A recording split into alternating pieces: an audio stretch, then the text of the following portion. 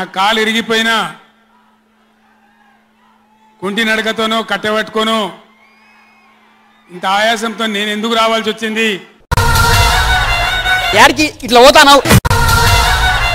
యాడికి ఇట్లా పోతానావు? యాడికి ఇట్లా పోతానావు?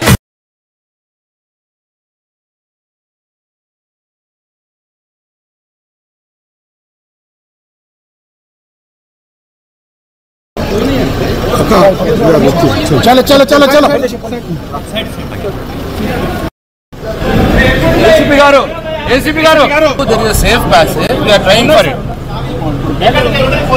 తీసుకోపోరు ఫ్రీగా ఎవ్వరు ఆపరు మీరు ఫ్రీగా తీసుకోపోరు నో ఇష్యూ అట్ ఆల్ ఎవ్వరు ఆపరు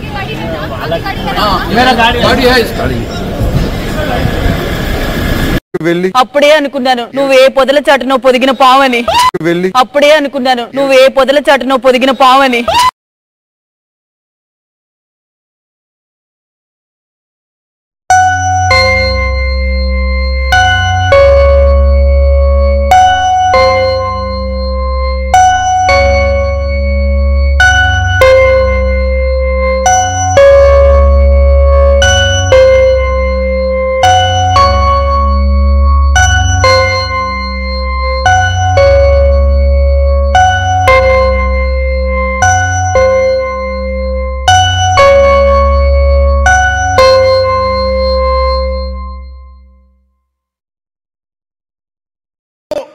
ఎన్నికల వాస్తవంగా ఇందిరమ్మ ఇల్లు ఎన్నికల తర్వాత చూద్దాం అనుకున్నాం.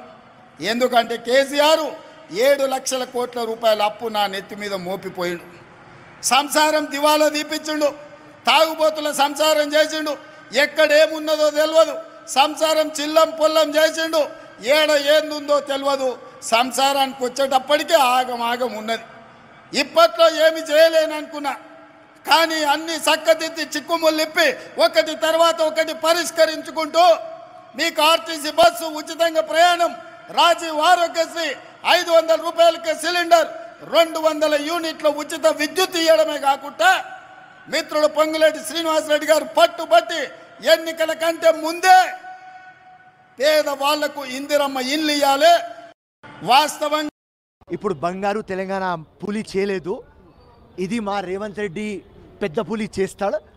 ఈ పులి చూసుకోవాలి, ఇంట్లో కూర్చొని ఫామ్ హౌస్లో కూర్చొని టీవీలో అబాబాబాబాబా నేను చేయలేని పని రేవంత్ రెడ్డి చేస్తున్నాడని రైట్ నవ్వాలి, ఏడవాలి, అది మేము చూడాలి.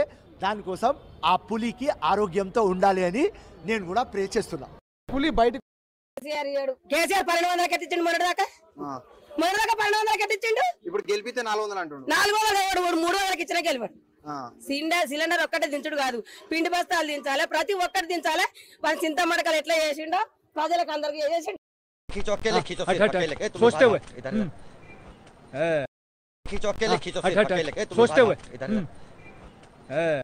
పెద్ద పీటలు వేసుకొని పైన కూర్చొని మరి భట్టి విక్రమార్క గారిని అదేవిధంగా కొండ సురేఖమ్మ గారిని కింద స్థానాల్లో కూర్చోబెట్టడం అన్నది చూడడానికి కూడా చాలా ఎబ్బెట్టుగా ఉంది. ఇది డెఫినెట్గా తెలంగాణ సంస్కృతి అయితే కాదు. నిజంగా ఒకవేళ అక్కడ అట్లాంటి అవకాశం లేకుండా ఉంటే ముఖ్యమంత్రి గారే నిలబడి ప్రసాదం తీసుకున్నా బాగానే ఉంటుండే, లేదంటే అందరూ నిలబడి తీసుకున్నా బాగుండేది. కానీ ఇది మాత్రం చూడడానికి చాలా బాధాకరంగా హృదయ విదారకంగా ఉంది. కాబట్టి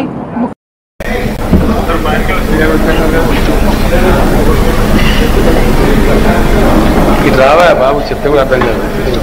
వాళ్ళు ఇటు రావా బాబు, చెప్తే కూడా అర్థం కాదు. వాళ్ళు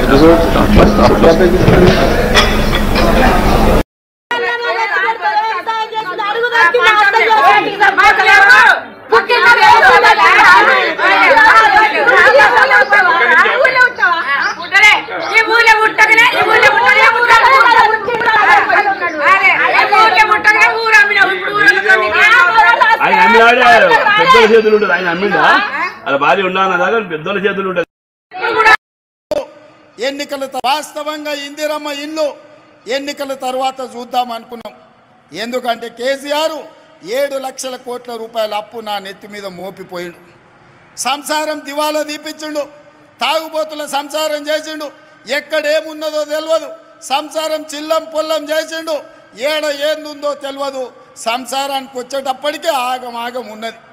ఇప్పట్లో ఏమి చేయలేననుకున్నా, కానీ అన్ని చక్కదిద్ది చిక్కుముళ్ళిప్పి ఒకటి తర్వాత ఒకటి పరిష్కరించుకుంటూ మీకు ఆర్టీసీ బస్సు ఉచితంగా ప్రయాణం, రాజీవ్ ఆరోగ్యశ్రీ 500 రూపాయలకే సిలిండర్, 200 యూనిట్ల ఉచిత విద్యుత్ ఇవ్వడమే కాకుండా మిత్రుడు పొంగులేటి శ్రీనివాసరెడ్డి గారు పట్టుబట్టి ఎన్నికల కంటే ముందే పేదవాళ్లకు ఇందిరమ్మ ఇల్లు ఇవ్వాలి. వాస్తవంగా